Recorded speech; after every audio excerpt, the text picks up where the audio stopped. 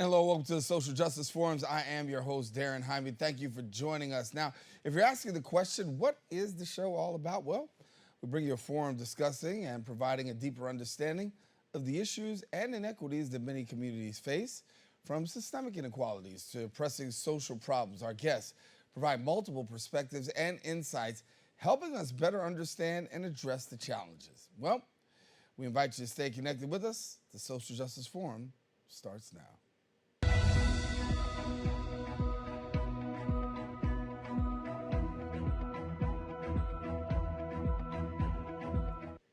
And welcome back. The Center for Independence of the Disabled New York, CIDNY, is a not-for-profit organization dedicated to ensuring full integration, independence, and equal opportunities for all individuals with disabilities. They achieve this mission by eliminating barriers to their participation in the social, economic, and cultural, as well as civic life of the community. And joining me now and sharing more, we've got the Executive Director of the Center for Independence of the Disabled New York, Dr. Sharon McLennon-Wier. And Dr. Sharon, good to have you. Thank you so much for having me. And I'm glad that we can have this conversation. I think it's important that we can really talk about when it comes to people with disabilities, because when we talk about awareness, there's always a need for everyday awareness. Talk to me a little bit about the work that you're doing right now. Yes, well, people with disabilities is the largest minority group in the United States. Over 60 million people have a documented disability. A disability can be anything from a mental or physical impairment that substantially limits one's major life activities. What Sydney does is trying to provide equal access to all people living in New York City. We work really, really hard to have people without disabilities recognize that we're all temporarily ably bodied, meaning that at any point in your life, you can acquire membership to this group of people with disabilities. So it's important to understand what are the barriers that will keep you from working, from going to school, from acquiring good health care, from dating, from being able to involve in recreational sports and activities, being able to shop, go to the theater, enjoy a movie, or even enjoy a book to read. So we fight really hard to make sure that all people with disabilities are able to live the same quality of life, just like a person without a disability.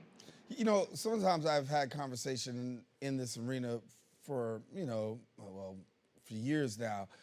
And I've always often argued that when we talk about this matter of disabilities, it's really about having an equal quality of life.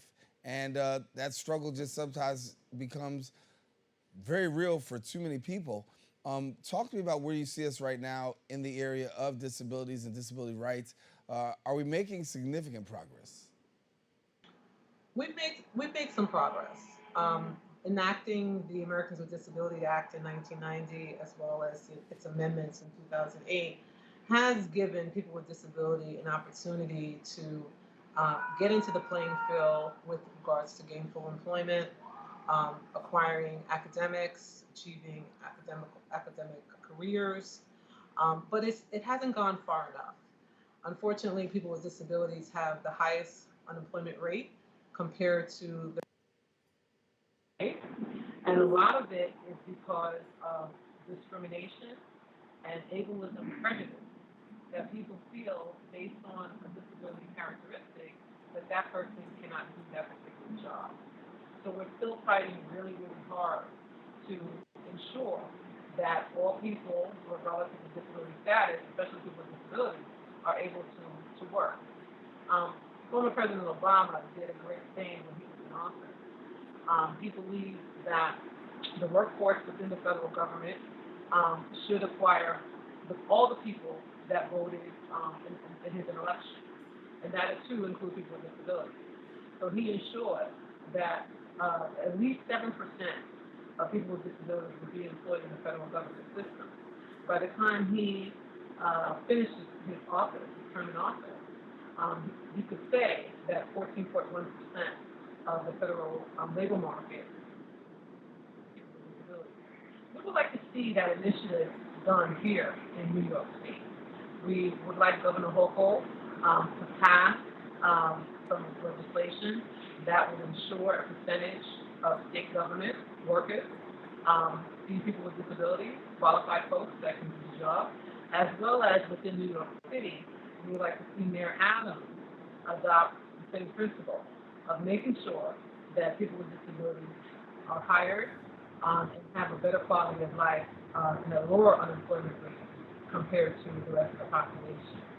We also are advocating for employers, private as well as nonprofit, ensure that we hire qualified people with disabilities because we know that what keeps people from becoming homeless, having health care, being able to access services is having the ability to earn a paycheck.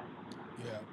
I want to, talk about housing because that's so important. I think a lot of times we are hearing more and more about disability, disability advocates speaking about affordable housing, access to housing. I always like this show to be informative. So for somebody who may not say, well, what is disabilities? How does disabilities and accessible housing make the connection for me? Can you make the connection for people who say, well, what are some of the challenges that people with disabilities have when it comes to accessible housing? Yeah. So there are two things. We need to have affordable housing, number one. And I think all New Yorkers that are, not necessarily making high-paying earnings worry about one day becoming homeless because they can't pay their rent. People with disabilities are worried as well, considering based on the disability type, once you acquire a disability, you may be in a lower status, lower income, because you're unable to work because of whatever the disability category or guess because of labor. So one, we say it has to be affordable. The second thing talking about accessibility, depending on your disability, you may need accommodations in the home where there may be wider doorways because you're using a motorized wheelchair. You may need assistive aids in the bathroom. You may need appliances if you're blind like myself. You may need appliances that talk. You may need things if you're a deaf person. You may need things that will flash and not necessarily audible because you can't hear. So there's a lot of retrofitting that needs to happen depending on the disability type. Certain types of furniture may not work for you if you have a certain neurological condition. You need to, if you have issues with weight, you may need bariatric furniture that will be able to maintain your weight. So there's a lot of different things that goes into making one apartment accessible. Also, in New York State, one last thing, New York City, we have there's not enough, there's a scarcity of housing. This is why we see a lot of folks living on the street. We don't have enough housing to sustain all the people that are living here. And also, we have out-to-date zoning laws. So let's say you build 100 apartments, they put a building up and it's 100 apartments, you only may have 2 or 3 apartments out of that 100 apartments that will be actually accessible for people with disabilities.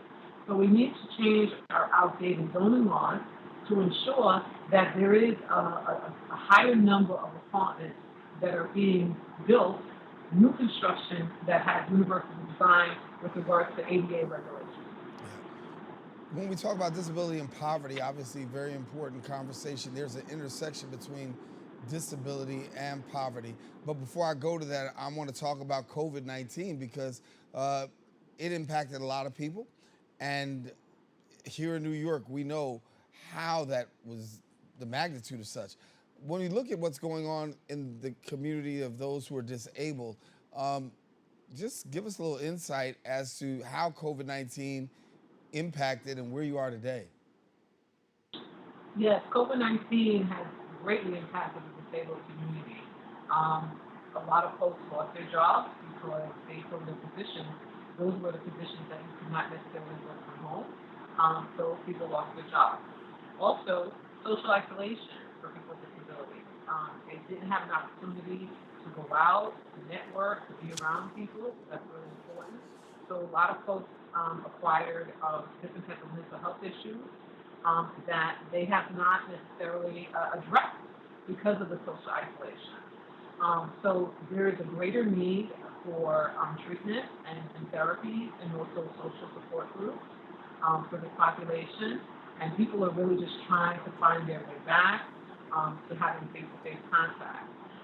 Yes, technology showed that we were able to get a lot of things done through Zoom and other technological services. However, that social connection that people with disabilities need was lost during the pandemic, and further show that social isolation is really detrimental to the population. Yeah, I want to think back for a minute, and I was hearing from disability advocates the fact that many times a lot of emphasis was placed in so many other areas that it was almost like you had to have an extra voice out there to be able to speak for the issues that were really affecting this community in such a tremendous way. Now that we seem to have made some traction out of COVID, and now we're talking about this new variant, give us your assessment right now as to has there been a sense of normalcy getting back to where things were, or do you still find yourself on the other end of the spectrum? I don't think we can go back to how things were. I think the pandemic was really traumatizing for a lot of different people. People lost family members, they lost friends, um, they lost the ability to, um, to go out. We have a lot of people with disabilities from other minority groups. There's intersectionality with race and gender. There's a high incidence of racial and gender discrimination in New York City. So we do have some of our consumers who are afraid of traveling, taking the subway, paratransit systems, and things like that, because of not feeling safe.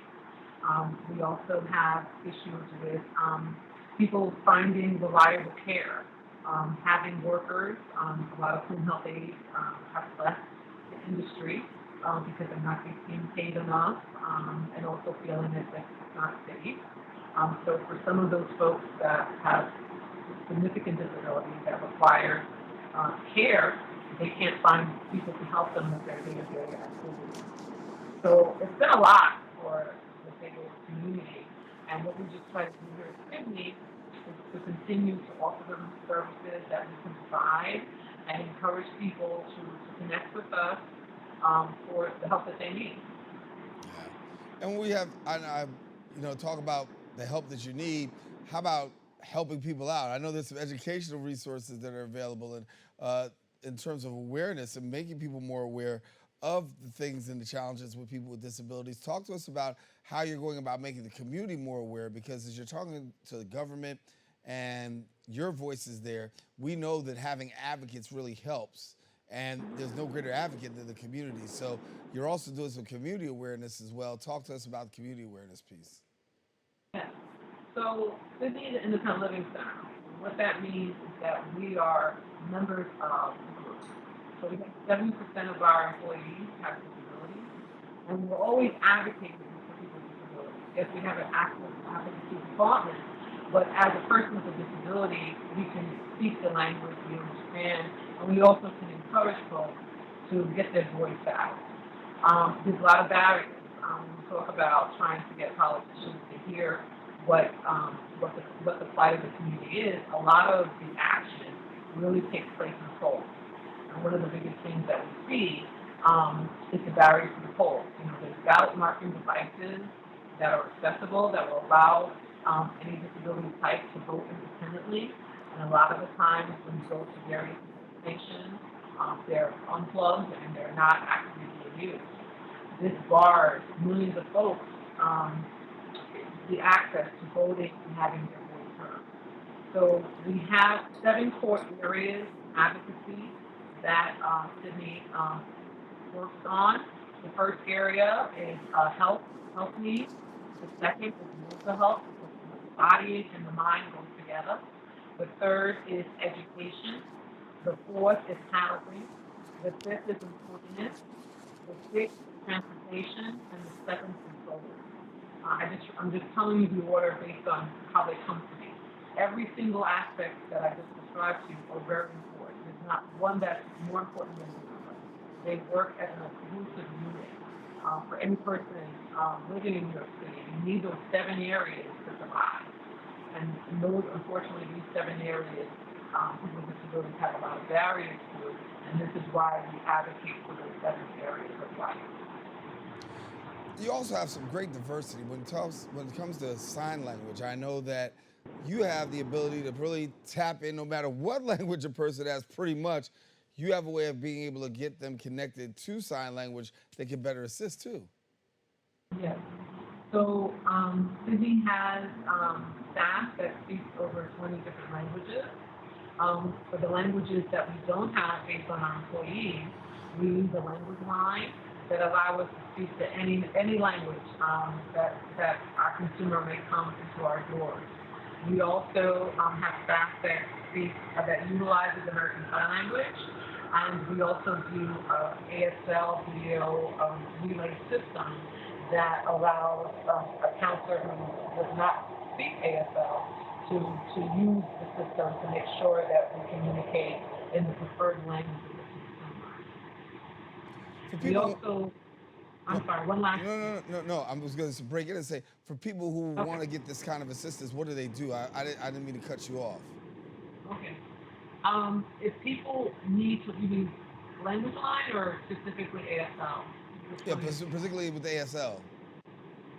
Well, they can just call us, and we can speak to them if they are a deaf consumer that speaks ASL. We have staff that can communicate with them in their preferred ASL language. If it's someone who may have who's not proficient, but maybe they have a friend or a family member, we can connect them to ASL classes or connect them to video systems that will allow them to be able to speak. Just to give you an example, you can utilize the Google platform if you have someone that is hard of hearing or needs a video chat. They can connect it to their phone, and they can still be able to speak to someone that needs that kind of assistive technology. That's what I was going to mention also, that we also are adept on assistive technology. We have folks that need screen reading magnification. We have folks that need regular screen reading technology so that they can use the computer and things like that. So we also help with that too. Dr. Sharon McLennon-Wier, we got to leave it there. Thank you so much for being with us, sharing a little bit today, so that way people may know about Sydney, the Center for Independence of the Disabled, New York, and thank you for taking the time for us today. Thanks for having us, and go to Sydney.org and we'll help you. Thank you. Definitely, go to City.org. You've heard it from her. All right, we are taking a quick break. We'll be back with more right after this. Dear moms and dads, what you have achieved here today is going to help us and our futures. It is why we are coming up on stage to collect your diplomas. You know it's true. Mom, we love you always. Everything I do. When you graduate, they graduate. Visit finishyourdiploma.org to find free and supportive adult education centers near you.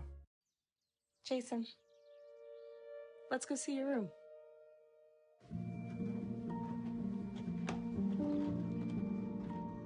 What do you think? We kept it a little spare, so you can decorate it how you like.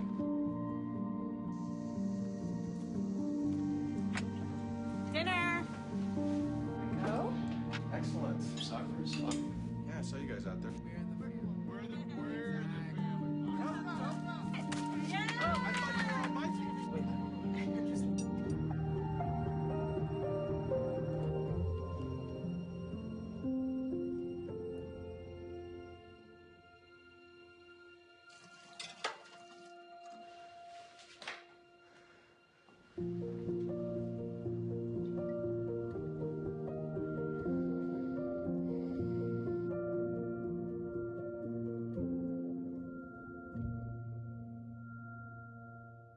And we are back. Outright International is an organization tackling human rights violations and abuses directed towards lesbian, gay, bisexual, transgender, and intersex individuals.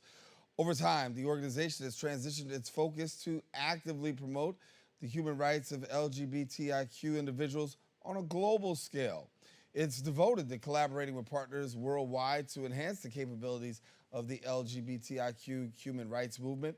And we've got with us now, sharing more, the Senior Development Manager of Outright International, Chandler Bazemore. And Chandler, thank you for being with us. I guess the question is, when we talk a little bit about these rights, and we talk about the fact that the rights are out there and they should be, it should just be the way that it should be, but the reality is it's not. And you got some work to do. So glad to have you with us. Thank you so much, Daren. I appreciate this opportunity with BronxNet to be able to share the work of Outright. So thank you so much for this platform. No, glad to have you. And so when we talk about Outright International, obviously you guys have been at the forefront, as we said, since 1990, really bringing forth advocacy and rights. Talk to me about where you are today.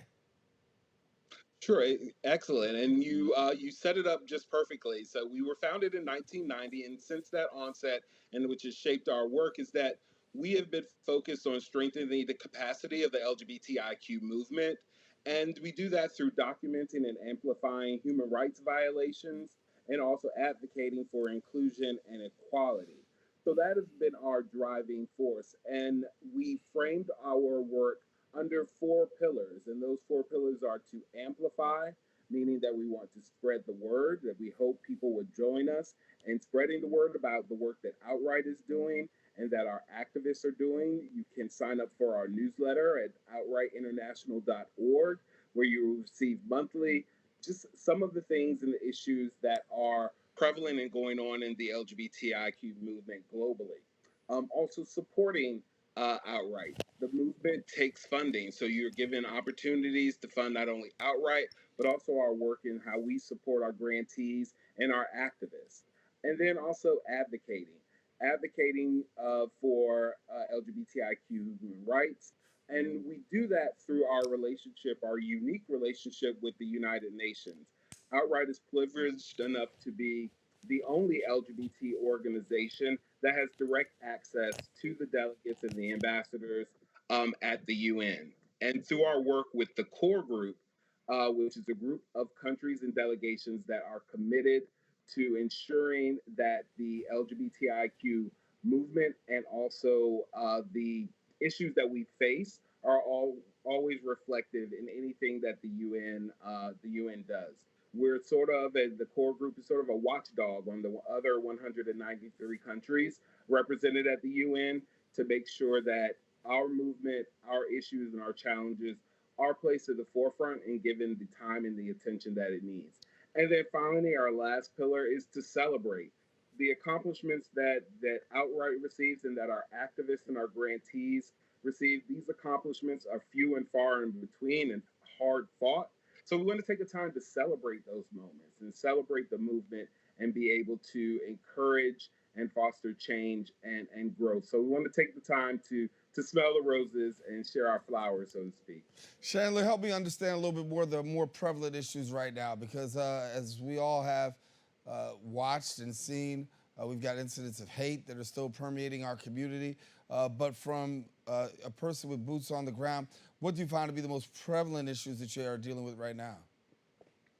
Well, the one unique thing about Outright is that we don't take a colonizer approach where, in the sense that we go in and dictate what our grantees, our activist partners, and organizations that we partner with globally, don't go in and dictate what they should be working on. We follow their lead. So the issues and the challenges are as varied as the different countries and regions that we represent.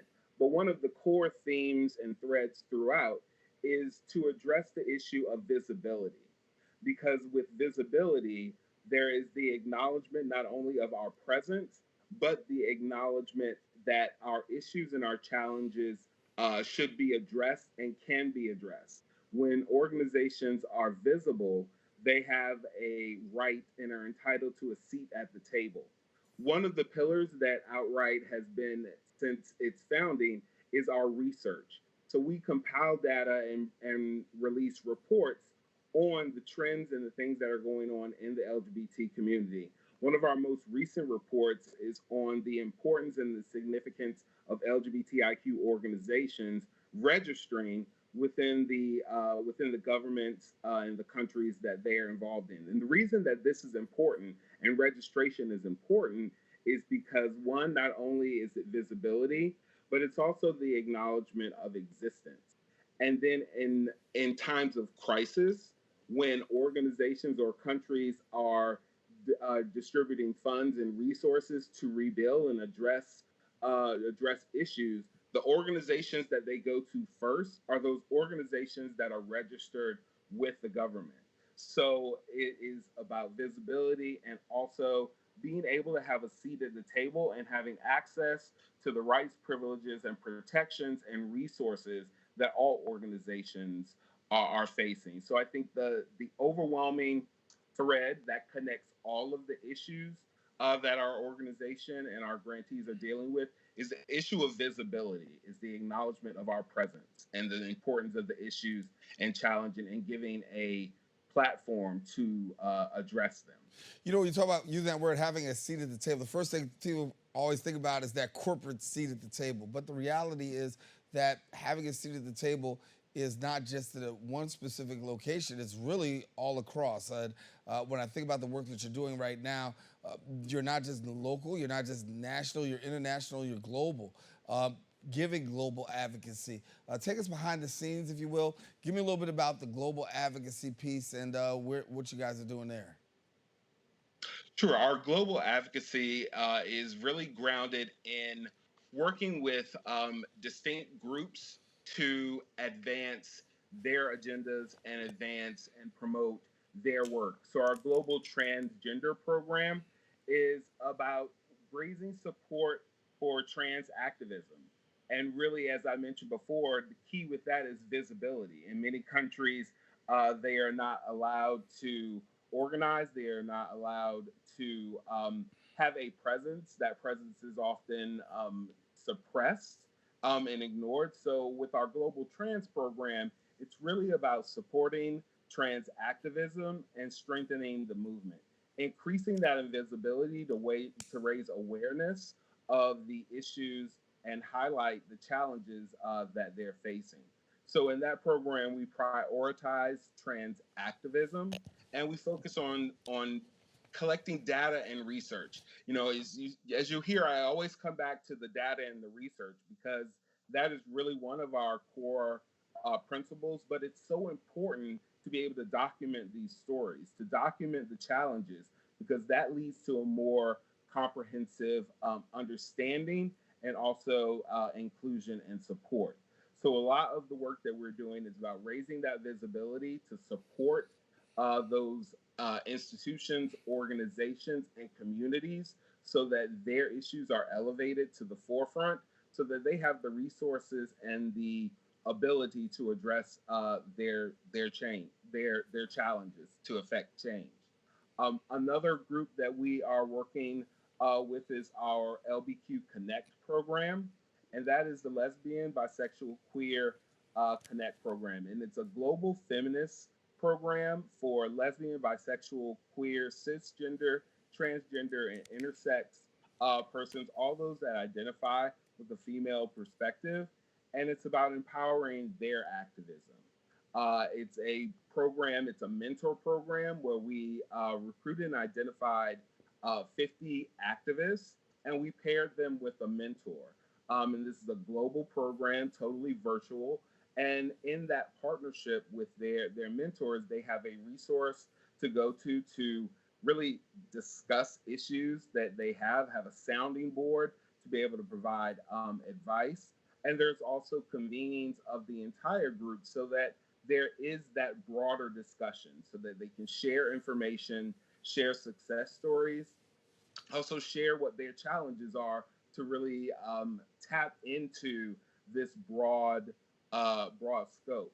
The reason that this program is so important is because it also provides funding through grants. One interesting and actually sobering statistic is that all of the funds that are raised and provided through governments, through private foundations, all of that money that is raised, that pool of money broadly raised, only 1% of that money is earmarked, dedicated, and funneled to LGBTIQ organizations. Only 1%. Of that 1%, 5% of that goes to LBQ focused organizations. So this is a community that is underserviced, under resourced, and really what we want to do is amplify and advocate for them and to build and support that. So we are funding, finding, and supporting the future leaders of the LBQ community. Talk to me about the United Nations because you have a very special relationship with the United Nations from a consultative standpoint. And I know we'll break it down for us really quickly because we only have a few minutes left, but I want to be able to talk about that relationship and what that actually does by way of advocacy and also information sharing. Yes, that the UN relationship is a very complex relationship in the sense that it is an environment where there is a lot of discussion. A lot of the issues that are addressed is on human rights issues, broadly speaking, and our relationship with the core group, and we are the secretariat of the core group, is to work with this contingency of over 30 countries that they have made and staked out and taken the position of support for LGBTIQ issues, for identifying and amplifying human rights violations, for any of the legislation or any of the documentation that comes out of the UN that's addressing human rights is inclusive with gender non-conforming language to make sure that that is included in that. So it's a lot of consensus and relationship building that we do at the UN and support our country allies in providing the resources, the research for them to be able to go into those circles and advocate to other countries about why this is important and why this is an issue that they should address and oftentimes hopefully change their stance and their opinions on things. Because as we all know, and as we know from Uganda, that the oppression is really happening from a government level where laws are being enacted, rights are being taken away to diminish the presence of the LGBTI community. So at the UN level, we are hopefully able to build these relationships through the core group to be able to advocate for change. Yeah. And as we think about where we are right now, obviously sounding, having a voice, sounding out what the issues are, that's important, right? To be able to talk about what the issues are, what are the things that are prevalent. But I want to ask the question from a global perspective. Are you finding some common themes between what the challenges are that are being endured here in the US versus globally? I think yes, there are definitely some similarities. I would say, and this is my own personal kind of philosophy and feeling of that, is that the issues that the LGBT community are dealing with here in the United States are tragic and they are horrible and reprehensible. I would say globally, the level that the LGBTI community globally is impacted, they're about 20 years behind where our LGBT activists and the movement is here, in the sense that things are a lot more oppressive, things are more entrenched and institutionalized, whereas we have in this country we do have our rights, the ones that still exist, that they haven't tried to whittle away. There is representation and there are rights and privileges that the LGBTI community has here. In many of the countries that we work with, they aren't even at that level where they are able to, they're fighting just for the existence and the acknowledgement.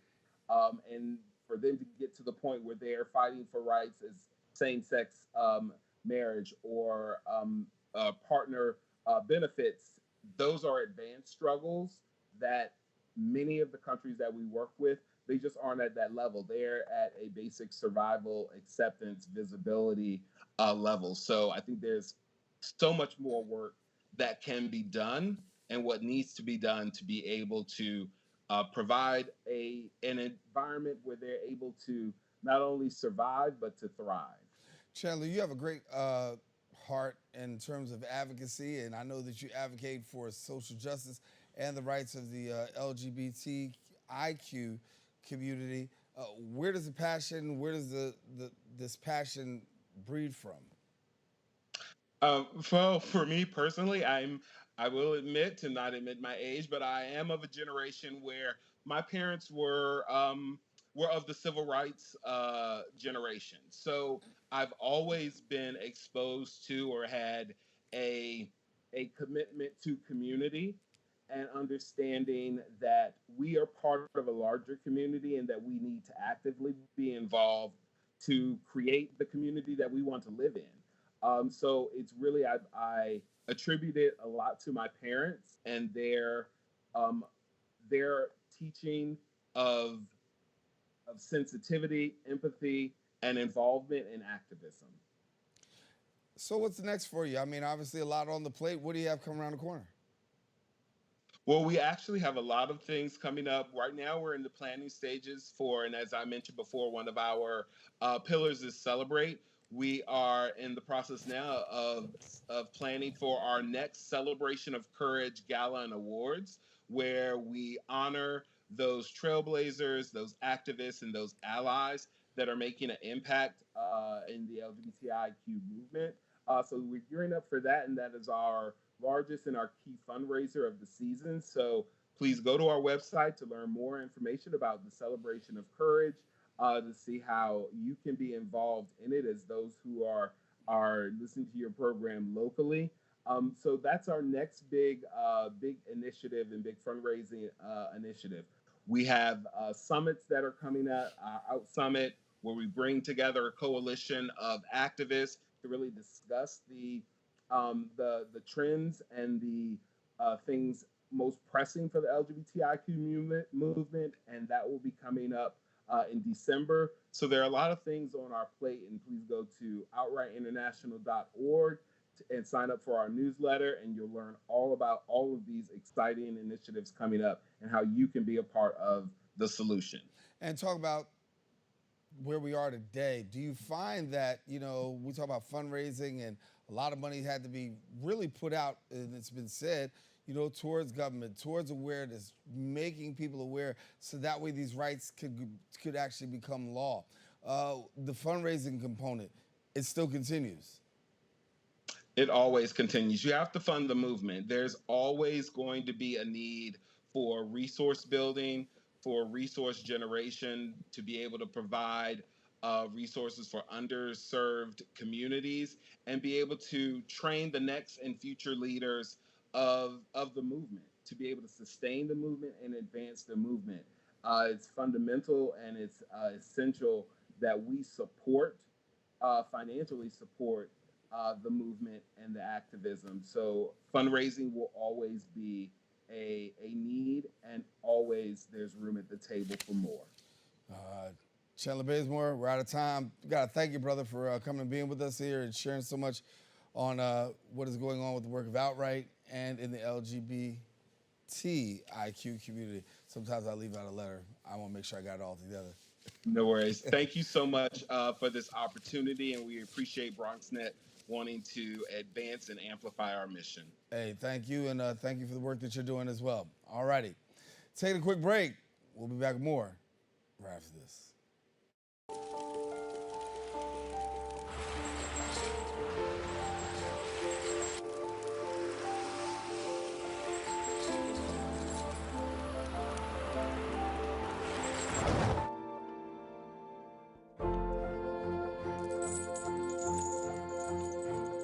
Did you know dragging chains can spark a wildfire? Only you can prevent wildfires. We all know what it's like to feel alone. But it just takes one new connection. Want to get out of here? To empower many. This is unbelievable. It doesn't take a superhero to bring forces together. We all have the power to reach out. Let's go!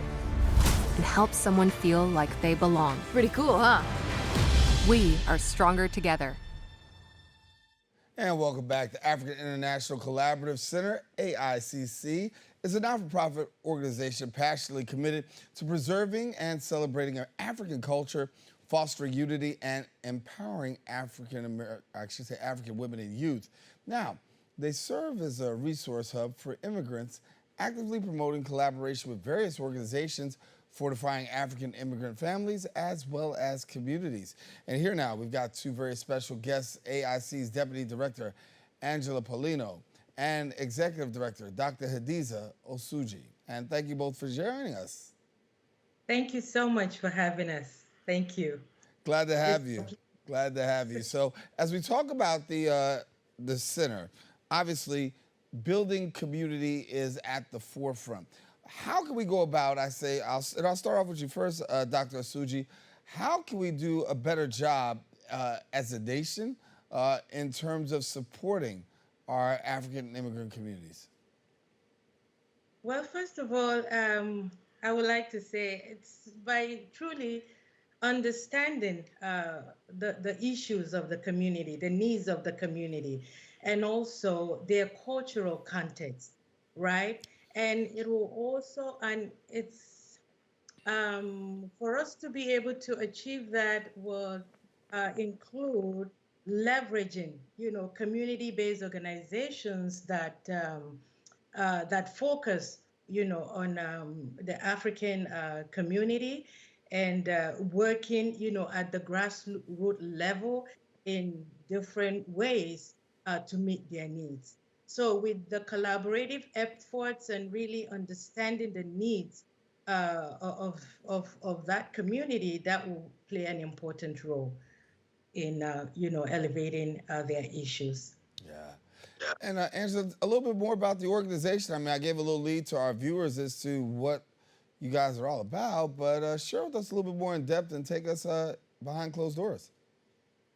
Yeah, so AICC, that is the African International Collaborative Center, is a nonprofit organization embedded in the community, specifically the Bronx. And essentially, it is established for the charitable purposes of promoting our African heritage and ethnic pride, promoting our ethnic values, promoting community health education, conducting civic engagement in the community, and also to serve as a hub of resource in the community. That way, Africans, in the community will be able to have access to existing resources that are available to them. And also at AICC, we work to empower African immigrant women and youth for success. And we play a big role also because we believe collaboration is key. And so we collaborate with other organizations, policy makers, institutions, faith-based organizations to build and implement, to develop and implement programs that are relevant, that matter for the African community. When we talk about the need, I want to say we thought we had Angela, we lost her for a second. So if she comes back before the end of the segment, we'll bring her in. But Dr. Osuji, talk to me about the needs in the African community, the immigrant African community, right now as we look and assess what's going on in our neighborhoods. What would you identify as some of the more prevalent needs? Well, as you know, the African community is disproportionately affected in every way you want to look at it, be it health, mental health. Even look at during the COVID-19, the community that is most disproportionately affected is the African community.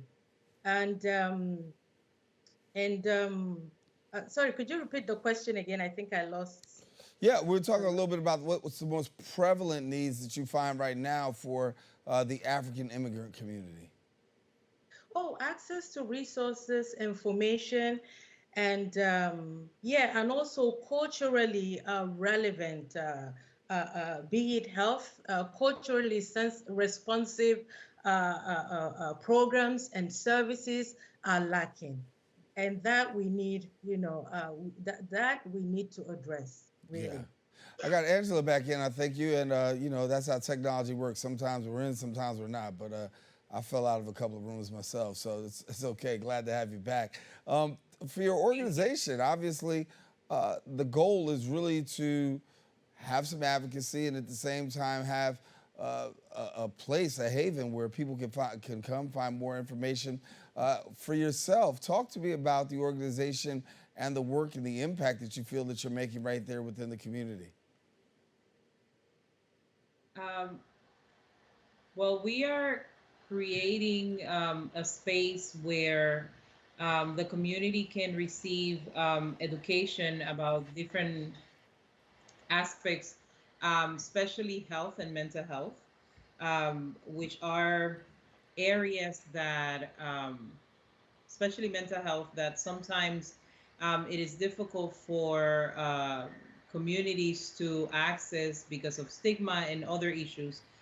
So we are creating a space where community can be educated, can connect to services, can have leadership development activities where we can help the community engage in government participation, right? Like civic engagement opportunities. So we're creating that safe haven where community members can, one, connect to services, two, receive education, leadership development, and also where the African culture can be showcased. Yeah. When we talk about the African culture, I want to talk about two words: food insecurity. Huge around the United States. Talking to some to say when it comes to African immigrants, there is a tremendous amount of food insecurity, particularly for people in New York City. What have you found? Well, we conducted. Go ahead. Go ahead. No, go ahead. Go ahead, Angela. Go ahead. So no, you go. No, you go. No, you go.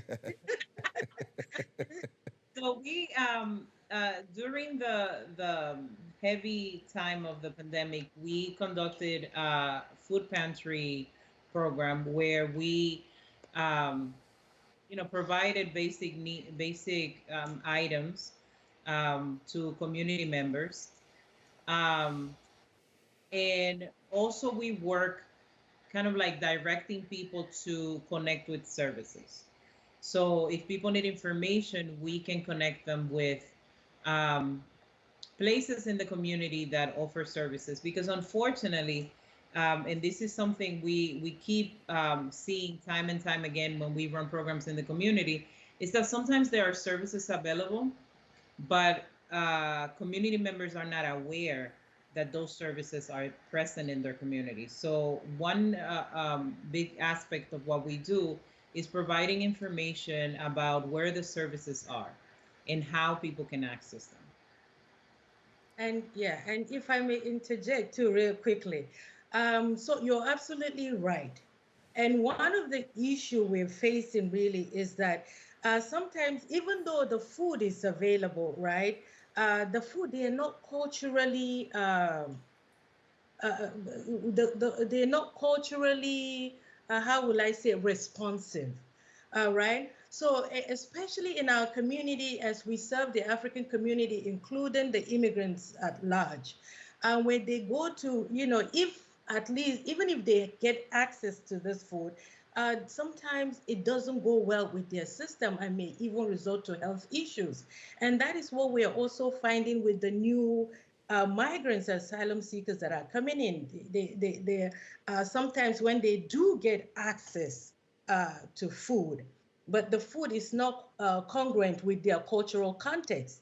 And so, and in some way, it even create health issues, for them. And I am happy to interject that during the time and when we were doing our food pantry distribution, we were lucky in that when we solicited for grant funding, we were able to get a grant award from the New York Immigration Coalition. So we were able to now provide food that are culturally, responsive to the African community. And that went a long way. And of course, I keep getting bombarded with calls because it is not just found anywhere. Because we had to tailor the sort of food we get and that we distribute. We had to tailor it to make sure it is culturally, I mean, we take into consideration the cultural context of our African community. Yeah, when we talk about cultural competency, that's huge. We know that sometimes people fail in this area of being culturally competent, particularly when it comes to the needs or just the history of the African immigrant community. What are some of the ways that you're going about sharing that in terms of cultural competency? I know that workshops and seminars and things like that, but take us through some of the work that you're doing to try to make people more culturally competent of what's going on within the community. Yeah. So one of the ways is really even uh, at the onset of the establishment of AICC, since we know we were going to be focusing on the African community, the first thing we thought of was the need to establish an African community advisory board. Because then the African Community Advisory Board will serve to guide and ensure that our programmatic efforts are, culturally and contextually relevant. And so we have an established community advisory board consisting of key stakeholders, key African stakeholders in the community. We meet monthly for 2 hours to really address the issues of concern in our community and to sort of to make sure and tailor our programmatic efforts so that our programs are effective and they actually meet the cultural context of the community we serve. And in addition to that, in terms of promoting culture and ensuring, we're touching the needs of the African community, is we have particularly focusing on the youth, we have a program called Tales by Zoom Live. This is essentially a story time where we try to promote our African heritage and ethnic pride, connecting our youth to our African roots. Because back in the day, in most African countries, usually our parents, our aunts, and our uncles, they gather us under the moonlight and they tell us stories that will promote our ethnic values, that will promote moral values, that would uplift us, and we learn a lot from that. So we thought that to promote our African culture, to preserve our culture, it was important for us to implement this program. So it is for youth ages 6 to 13. It is called now Tales by Zoom Light, of course, because we're in the modern world and the story is being held is conducted via Zoom every Saturday at 4 p.m.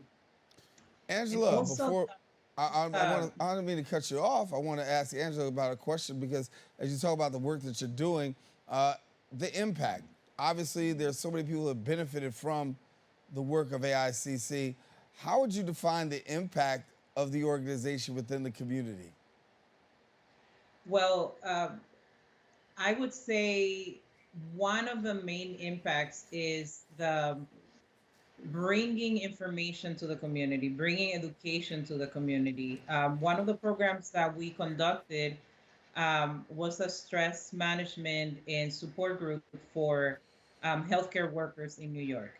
And that was extremely helpful because healthcare workers were the face, right, that patients would see in the hospitals for support when sometimes even their families were not allowed to visit them in the hospital.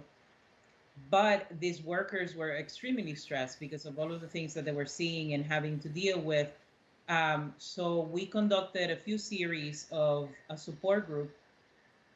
And we're still connected with these healthcare workers through a WhatsApp group where we support each other, place messages, etc. But there's also the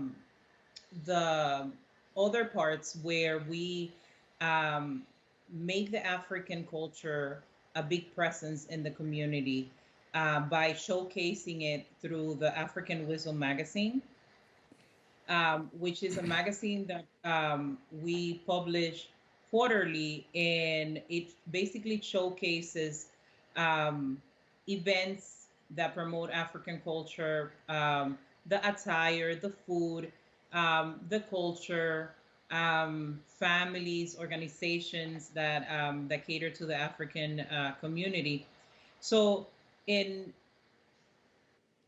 besides that, there's also the civic engagement part that AICC is creating in the community, participating with the New York City participatory budgeting program. That's just one example where we engage different community stakeholders to create a coalition that would inform the community and create programs so that community members can vote and decide what programs they wanted to see in their community. And then later, we engaged community members to actually vote for the programs they wanted to see.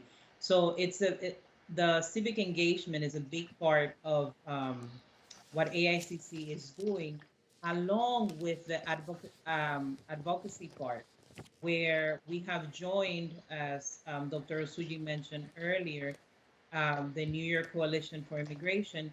We have joined other organizations to also advocate for the rights of immigrants.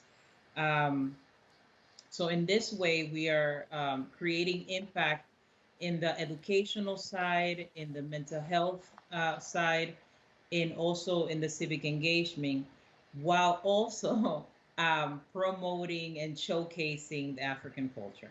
Yeah. Well, ladies, I want to thank you so much for joining us. I mean, certainly a lot to discuss here. And Dr. Hadiza, before I leave, please give people contact information if they want to reach out to the organization, how to go about doing it. Yes, so they can contact Hadiza Osuji via email. Osuji, that's HOSUJI @africanicc.com. And also they can visit our website, www.africanicc.com. They can also find us on Facebook at africanicc.com. Right. Thank you. Yeah. Thank you so much, Dr. Osuji. And also, we want to thank so much Angela for being with us as well.